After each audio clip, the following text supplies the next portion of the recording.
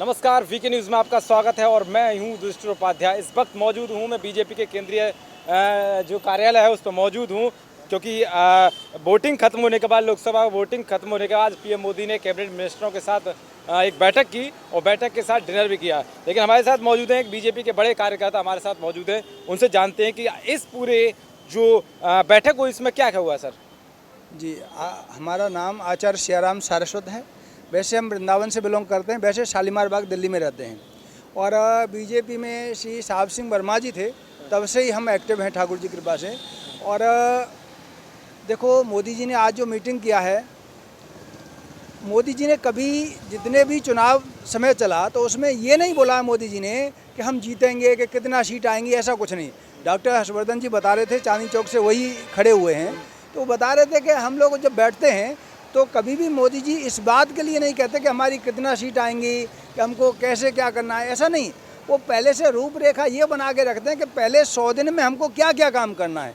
तो इतना कॉन्फिडेंस जो है मोदी जी के अंदर में पहले से ही है।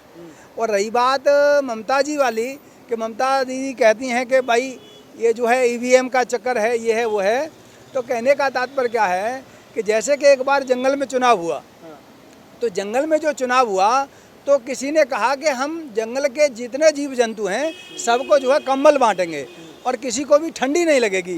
तो जो भेड़ों के बच्चे थे वो धूम धड़ाका जिंदाबाद, धूम धड़ाका जिंदाबाद बोलने लगे, तो बड़ा शोर हो गया।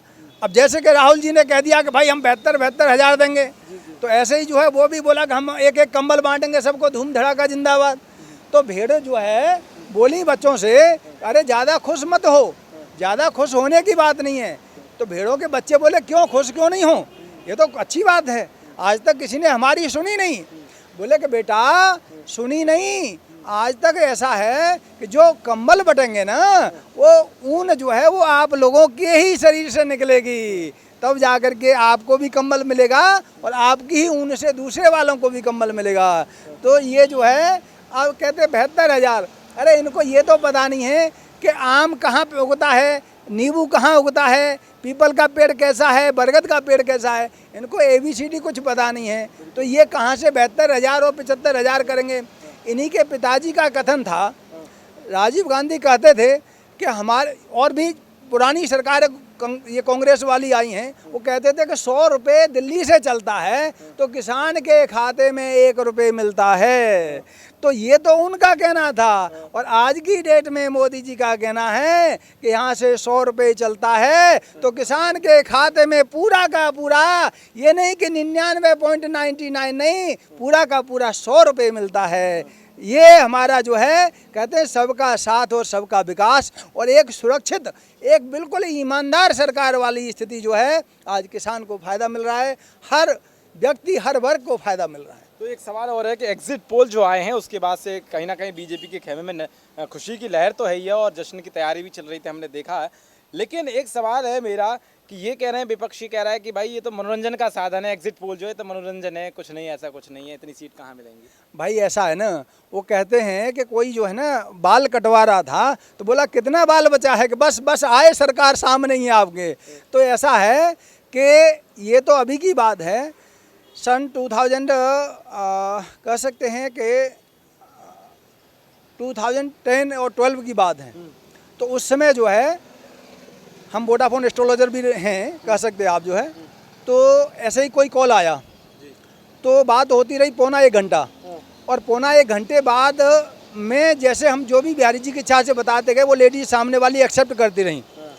अब बाद में जब हमारा ध्यान गया कुंडली में, तो हम बोले ये सामने वाली लेडीज नॉर्मल नहीं है। तो हम बोले मैडम एक बार अपना शुभ नाम बताएंगी? तो वो कहती हैं कि गुरुजी मैं नाम बाद में बताऊंगी, पहले मेरा कुछ क्वेश्चन है। हम बोले बोलो, कि फर्स्ट क्वेश्चन, हम बोले बोलो। ये 2010 की बात है कि क्या मैं गुजरात की CM बन सकती हूँ? हम बोले मैडम आपकी पोजीशन एकदम क्लियर कह सकते हैं, बस आप ऐसा करना, वृंदावन जाकर के बिहारी जी को तुलसी के पत्तों की माला पहना देना और गौ सेवा कर लेना, बस इतना आप करना, और माखन मिश्री का भोग लगा देना कि गुरुजी मैं अभी तो नहीं जा सकती। हम बोले आप ये करना, किसी थर्ड पर्सन को भेज के करा दीजिए, लेकिन करना। कि नेक्स्ट क्वेश्चन, हम बोले बोलो कि क्या मेरा चार्टर्ड प्लेन होगा? हम बोले मैडम जब CM पोस्ट ऑफ गुजरात आपके लिए क्लियर हो रही है, तो चार्टर्ड प्लेन कौन सी बड़ी बात है।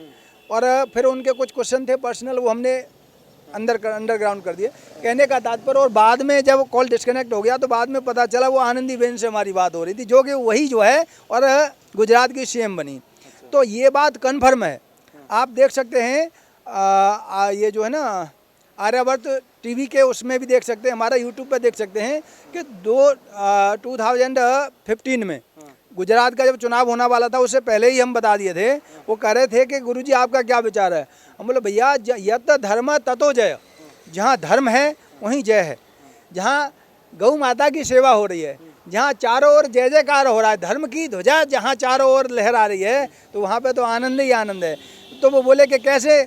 हम बोले ऐसा थोड़ा परेशानी जरूर कहीं ना कहीं बन सकती है, लेकिन झंडा जो है वो भगवान राम का ही लहराएगा, भगवा ध्वज ही लहराएगा। और ये जो है कह रहे हैं कि ईवीएम।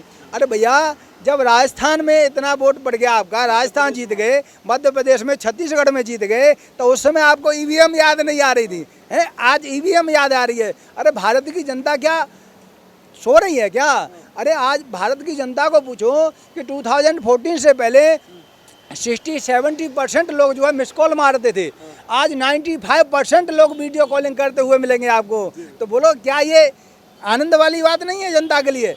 आज 126 कंपनियां इंडिया में जो है टच स्क्रीन फ़ोनों की हैं। उस समय 2014 से पहले टच स्क्रीन फ़ोन हर किसी के पास देखने को भी नहीं मिलता था, चलाने की तो बात दूर है।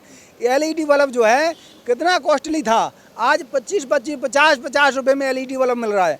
तो बोलो है कितने करोड़ों राशन कार्ड गायब हो गए। तो इस बार आप फिर आपकी कुंडली क्या कह रही है? कुंडली पीएम मोदी की देखी नहीं होगी? मोदी जी देखो ऐसा है, आज नहीं आने वाले 5 साल तक मोदी जी का जो झंडा लहराएगा। और ये समझो कि जो विश्व में फर्स्ट ओनली फर्स्ट आप देखेंगे कि जो मुस्लिम कंट्री है यूएई, उसने अपना सबसे सर्वोच्च सम्मान दिया, रशिया ने सर्वोच्च सम्मान दिया, और फिलीपींस ने दिया। और मसूद अजहर जो कि चाइना जो है बार बार उसको वीटो पावर के द्वारा नेगेटिविटी दे रहा था, अंत में वो भी झुक गया। और ये बात बिल्कुल सच है कि भगवान राम का मंदिर भी बनेगा और चारों ओर जय जयकार होगी। और कश्मीर में जो है वहाँ पे भी धारा 370 साफ हो जाएगी, क्योंकि आज पत्थरवाद देखने को नहीं मिलते हैं। आज जितने अलगाववादी जो है जो फन फुसकारते थे, आज उनके फन जो है गुफाओं में घुस चुके हैं, आज वो बाहर निकलने वाले नहीं हैं। और भगवान की कृपा से वो ये समझो कि सीज हो जाएंगे, -डिग्री टेम्परेचर में चले जाएंगे और हमेशा के लिए वो सीज हो जाएंगे। फन नहीं। पुराने एस्ट्रोलॉजर्स हैं मतलब भाई सब भगवान की बिहारी जी की कृपा है। अच्छा। तो ये थे, आपका नाम क्या है? आचार्य सियाराम सारस्वत। अच्छा, आचार्य सियाराम सारस्वत जी ने अपनी बात रखी और कहा कि इस बार फिर से जो है पीएम मोदी की जो कुंडली बता रही है, फिर से एक बार जो है बीजेपी का झंडा लहरेगा, ये इन्होंने बात बताई। हालांकि 23 तारीख को ही नतीजों से साफ हो जाएगा कि कौन है।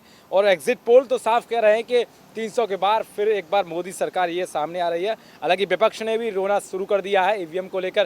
चंद्रबाबू नायडू खुद आज जो उन्होंने दौरा किया चुनाव आयोग का और कॉन्स्टिट्यूशन क्लब में खुद गए वो, और तमाम 21 विपक्षी दलों के साथ उन्होंने मीटिंग की। और पीएम मोदी ने भी आज कैबिनेट मिनिस्टरों के साथ मीटिंग की, बैठक की और डिनर किया। लेकिन अब देखना होगा 23 तारीख का इंतजार है कि क्या है माहौल, क्या कौन बनेगा प्रधानमंत्री और किसके हाथ में होगी सत्ता की चाबी। कैमरामैन सम्राट के साथ युधिष्ठिर उपाध्याय, वीके न्यूज़, दिल्ली।